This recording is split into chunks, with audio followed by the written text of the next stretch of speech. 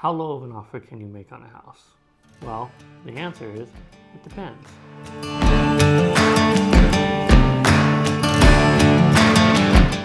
There's a lot more than just the price that goes into writing up an offer. A lot of buyers and sellers get focused on price. Sellers want a higher price than the neighbors. Buyers want to get a deal. So what is the best way you can write up an offer? And how do you actually get the best price?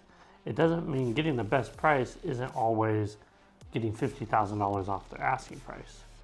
What it might mean is giving them full ask, but getting some of that money back for your closing costs, for a rate buy down, which if you're looking at a home that might be $100,000 or $50,000 just out of your price range, but you can get an offer where you can get a rate buy down, all of a sudden you could end up actually qualifying for that higher priced home. And right now we're actually starting to see the market turn a little bit towards buyers, meaning we have a lot more inventory, we have lower pending sales, and we have longer month supply, which means houses, active listings, are sitting on the market longer.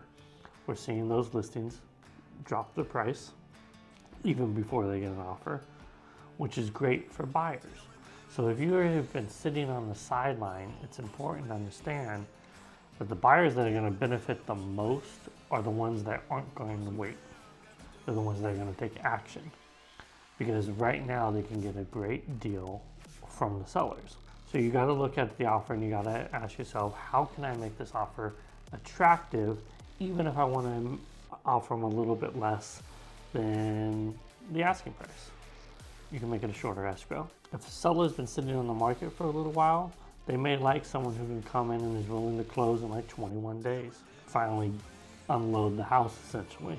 You could waive some of the contingencies, though you should be careful and talk that over with your agent as far as waiving the inspection and waiving the appraisal.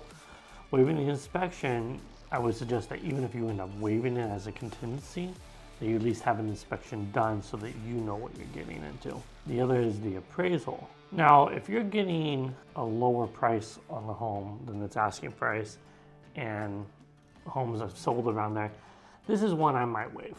When buyers can come in and start getting lower than the asking price, you stand a better chance of that appraisal coming in at or above, rather than the risk of it coming in lower.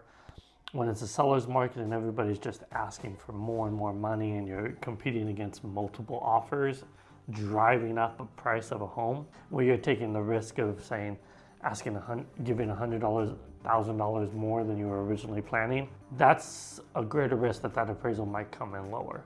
When it's the reverse of that and you can actually get a lower than asking price on a home, that's not as big of a concern. This is something you could consider waiving, and it just makes your offer more attractive.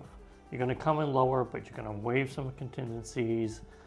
Maybe you're not going to ask for closing costs if you're getting a lower price. Maybe you want to give them more money so that you can get your closing costs covered. There's a lot that goes into that offer, and you need to sit down and figure out what these sellers want. As an agent, my first job when we find a house to write an offer on is I'm going to call the seller, the listing agent for the seller, and I'm going to start asking them, what is it the seller's looking for? What's the most important part for the seller? Is it time? Can we offer them a quick escrow? Maybe we could get a little more money off. Maybe we get some more money back in credits if we're willing to shorten the escrow, if we're willing to waive some contingency so we can move things along. That's my job. It's not just sorting out what my buyers want, but it's also sorting out what the sellers want so that everyone gets a good deal out of this. I hope you like this information. If you do, please hit that like button and subscribe. Ask any questions you may have in the comments below, and I'll see you next time.